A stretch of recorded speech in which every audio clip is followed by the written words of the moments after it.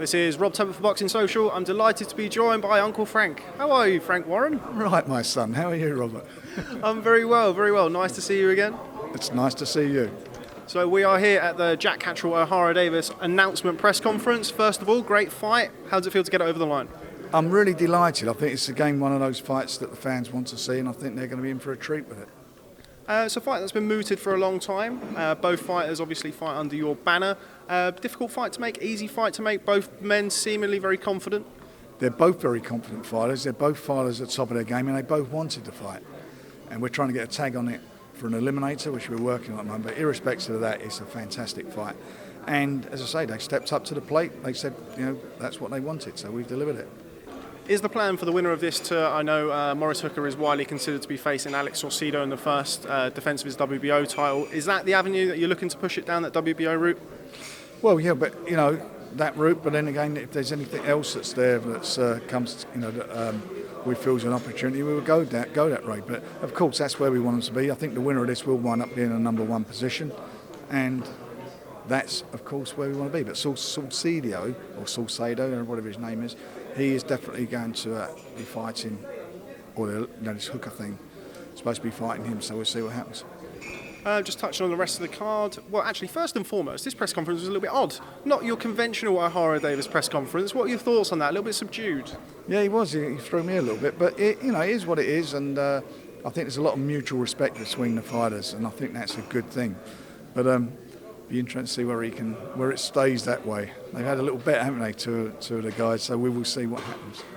As a promoter, when you're sitting in between two fighters, they're topping the bill, it's one of your shows, and when you've got somebody like O'Hara-Davies who has got a history, does the little devil on your shoulder say, go on O'Hara, give it to him, raise a bit of a profile? We all like a bit of spice, don't we? We all want to see that, and sometimes it adds to it, but the bottom line is, this fight doesn't need any of that.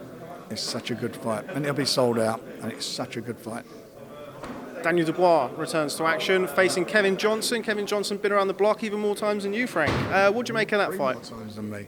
I think it's a real good fight for him. It's not an easy job. He's been in with everybody and gone the distance with all the guys, with most of them.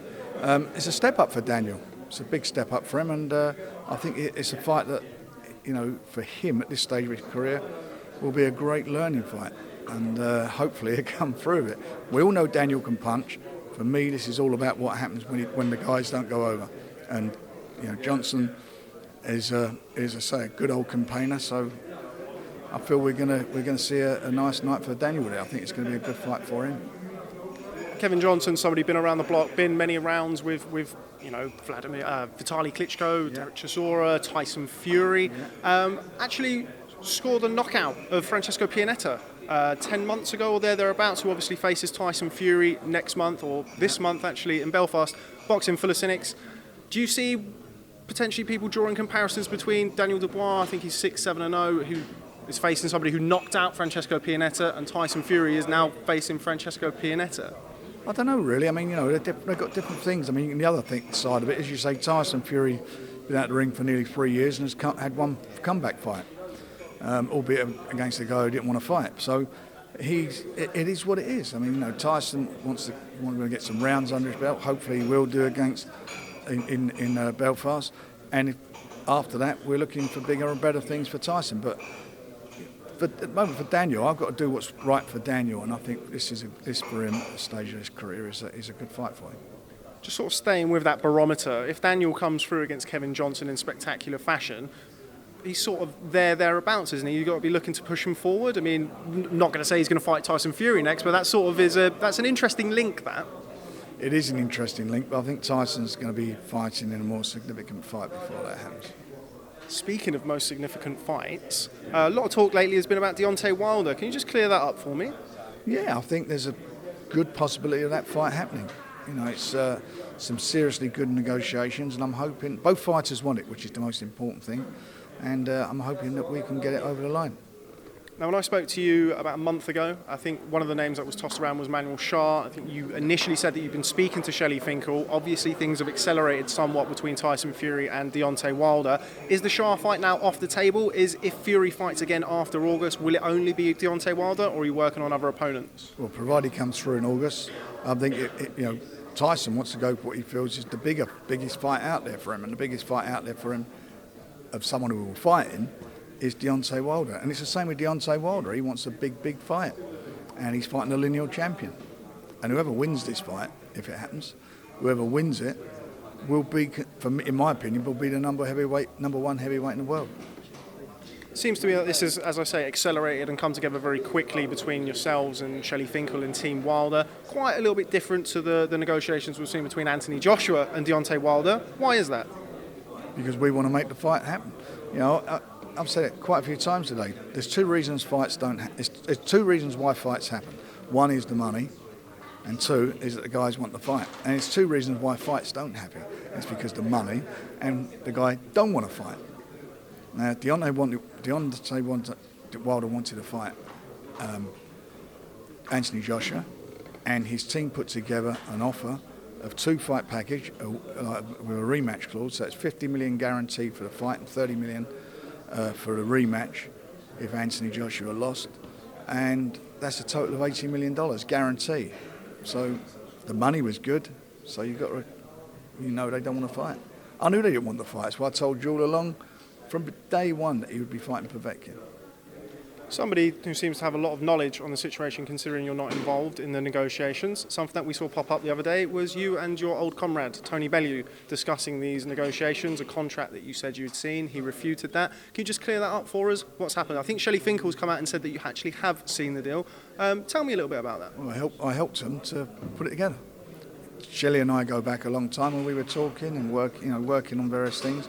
So I know it's real. It's a real offer. I don't care what Tony Bellew said. I mean, does Tony Bellew seen anything? Of course he's not. He's the fighter. He's nothing to do with Matchroom or Anthony Joshua. So he's on there doing what he always does, which is banging the drum for Sky TV and banging his drum for Matchroom and so forth. That's what it's all about. And they thought they were going to hijack me on TalkSport, and unfortunately it didn't work for them. Speaking of Matchroom, I was delighted as a boxing fan first and foremost to see that you will be working together. Joe Saunders will face Demetrius Andrade for the WBO World Middleweight title. Tell me a little bit about how negotiations for that went. As I understand, MTK Global played a pivotal part in negotiations. Well, MTK managed Bill, so we had lots of discussions early, and we were going to put a purse bid in. I think we would have won it because we've got 80% of the purse to play with, but that would have meant that Bill had to take less money for the fight to take place in the UK because we've got an existing promotional deal. But we decided that can Bill beat Andrade or not? Bill fancied the job, and we said, right, this is what we were going to offer, this is what they were going to offer, take the money and go for the fight. So that was done. As I say, I was speaking with his management company, and it all went fairly well and easy because you know why? We wanted to fight. Is this something that we can expect to see more of in the future, you working with Matchroom?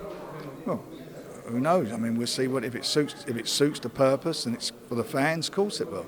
That's the business we're in. When it suits. I mean, listen, quite a few of my fighters have fought on their shows. It'd be nice to see that happening the other way around every now and then, but it doesn't, does it? But we'll see.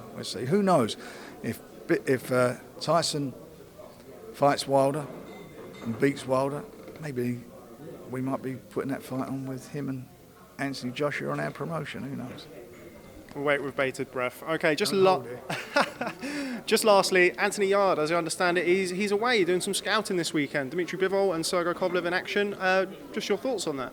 Yeah, I think it's good for him to go there. Him and Tunde have gone off, and they'll be at ringside. So I think it's a good experience for him. And obviously he's ranked number 1 by the WBO, and he's looking at the two guys. So we'll see what he feels like when he comes back. Sort of in the recent months, he's turned down title shots with Beterbiev. And he has, and I turned. Okay, you turned down title shots with Beterbiev and the like. All being well, I think Anthony's is due to be back out. You're going to make an announcement next week, which I'm looking forward to. All being well, and he comes through that fight. Is it world titles next for Anthony Yarde? I don't know yet. I would say, it's like I say. Sometimes you have to.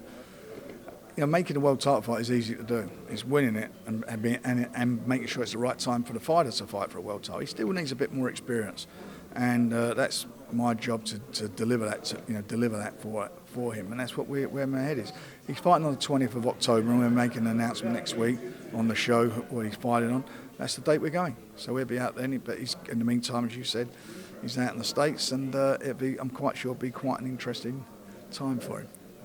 Okay, well, Frank Warren, always a pleasure catching up with you. Look forward to speaking to you soon. Thanks, Rob, and you. Cheers, Frank. Nice one, mate.